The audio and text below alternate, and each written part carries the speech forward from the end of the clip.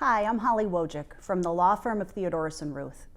I'm Justin Kuhn from the law firm of CohenMalad, and together we've been working on multiple cases involving Dr. Ed Harlamert and his unnecessary cardiac procedures. We have a video on our firm's websites about Dr. Harlamert's placement of 42 heart artery stents in our client John Flum. After that, the NBC affiliate in Indianapolis, Channel 13, ran a news story which discussed the other two cases against Dr. Harlamert. You can watch that news story on our websites. A lot has happened since then, and we need to give you an update. We've recently filed 3 new cases against Dr. Harlamert. The Ritt and Tucker cases involve unnecessary heart stents, as confirmed by our consulting experts. The Beaumont case alleges that Lisa Beaumont was subjected to over 100 heart catheterizations and over 30 stents, most at the hands of Dr. Harlamert. The records we've reviewed so far confirm that Dr. Harlamert performed 61 catheterizations and placed 24 stents in Lisa's heart arteries. Significantly, in several of the catheterizations Dr. Harlamert performed on Lisa, his records show that he treated 30% blockages. However, according to the American Heart Association heart catheterization guidelines, it is considered improper to perform stenting or ballooning for blockages less than 70%. Since our last video, we've taken some depositions, and we'll show you clips from those depositions shortly. We know that Dr. Harlamert, over his 30-year practice of interventional cardiology, bounced around from Indiana Heart Hospital and Community North Hospital to IU Saxony Hospital and now to Witham Hospital in Lebanon, Indiana.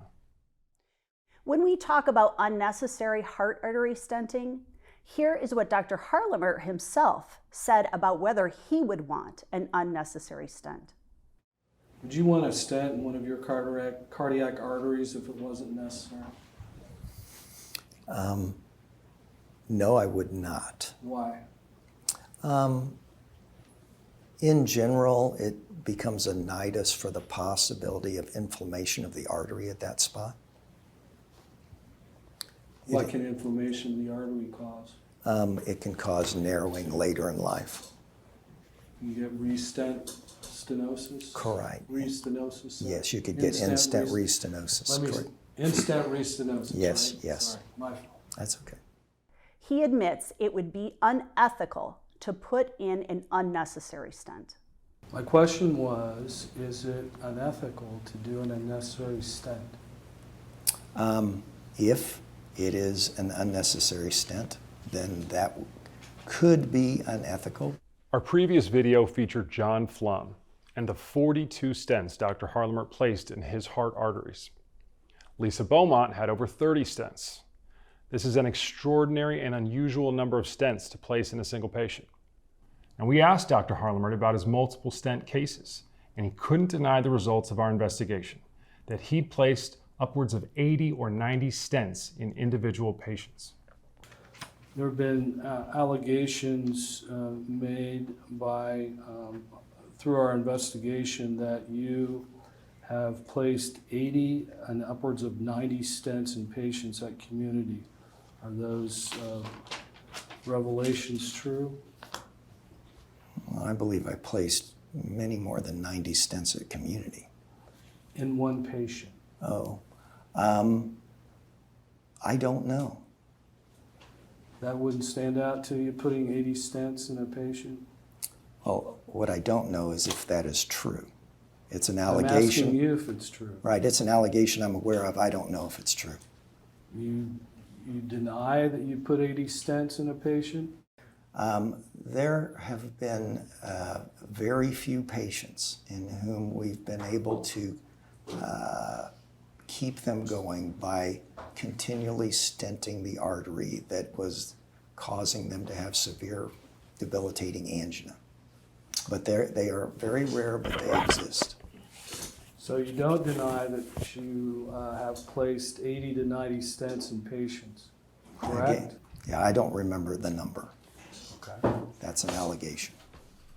We also took the deposition of Dr. Kovacs, one of Dr. Harlamert's supervisors, when Dr. Harlamert was doing cardiac procedures at IU Saxony.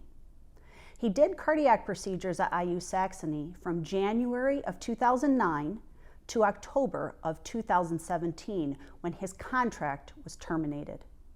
Dr. Harlamert had 11 incident reports filed against him while he was at IU Saxony. 8 of the incident reports were filed in just a 5-month period in 2017. Now, Dr. Kovacs testified and explained what 8 incident reports in just 5 months reflects. So from March of 2017 to August of 2017, he had 8 incident reports, correct? Correct. Is it unusual in your experience for a doctor to have 8 incident reports in 5 months? Yes. Dr. Harlamert's contract was terminated at IU Physicians in October of 2017, just 2 months after the last of these 8 incident reports during that 5-month period. For the record, his last incident report was in August of 2017, correct?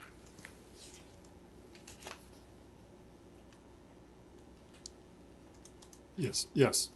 And your termination letter was 2 months later in October of 2017, correct? Yes. We learned that Dr. Harlamert's conduct, his cath lab cases, were being peer reviewed, and that instead of getting the normal privileges at the hospital for a full 2 years, Dr. Harlamert's privileges were restricted to only 6 months. Now, peer review is when other doctors looked at Dr. Harlamert's cases, looking for misconduct or poor medical practice. Did Dr. Ober ask you why he's being terminated without cause? In relationship to this letter, no. In relationship to anything outside of the peer review? Dr. Ober was aware of Dr. Harlamert's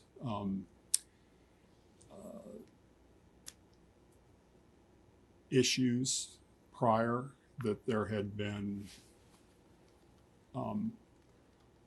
a request for review and then a re-review.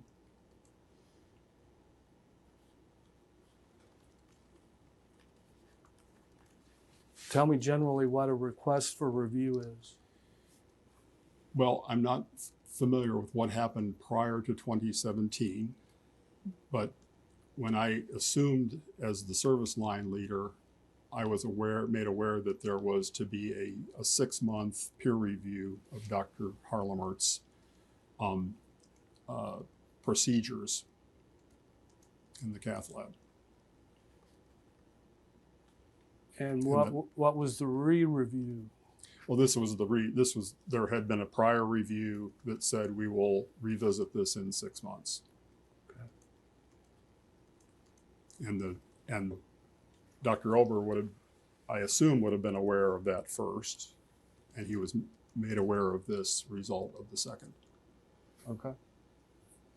So this letter was the result of the second review as to Dr. Harlamert's procedures, as you stated, correct? Correct. Are you asking what I was under the impression of at the time?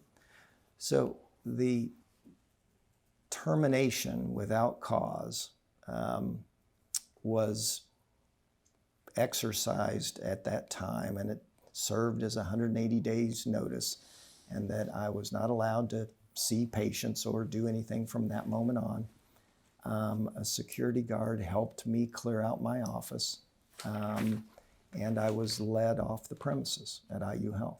So, to summarize, Dr. Harlamert's IU Saxony privileges were restricted to 6 months. His cath lab cases were peer-reviewed. His employment contract was terminated as a result of the peer review of his cath lab cases, and he was escorted out of his office at IU Saxony by security. Dr. Kovacs was asked if Dr. Harlamert was aware that his cath lab cases were being peer-reviewed, and his response speaks volumes. Were there other cardiologists in his group that were also being reviewed?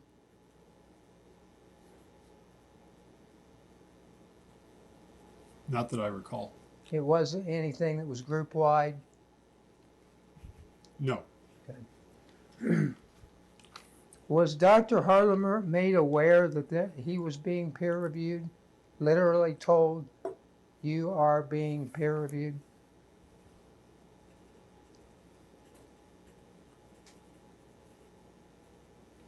Yes. Is there something in writing where he was told that? Not that I'm aware of. Okay. How do you believe he would have been made aware that he was being peer-reviewed?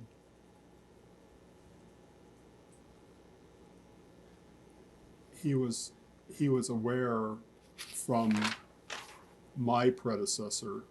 He was informed that his cases were being reviewed. His cases were being reviewed. Yes. And we asked Dr. Harlamert whether he had ever been peer-reviewed. You ever been subject to peer review? That's yes or no. No. Was Dr. Harlamert hiding something when we took his deposition? Was he hiding something from his patients? And if you were one of his patients, was he hiding something from you? We know many of Dr. Harlamert's patients revered him and trusted him. John Flum did and got 42 stents out of it. Lisa Beaumont trusted him and she got over 60 heart catheterizations and 24 stents from him. If you were treated by Dr. Harlamert for heart catheterizations or stent placements, we'd be happy to review your case and have our consulting experts review your cath labs films, if appropriate, to see if you underwent unnecessary heart procedures. To contact us, call CohenMalad at 317-636-6481 or Theodorus and Ruth at 219-769-6393.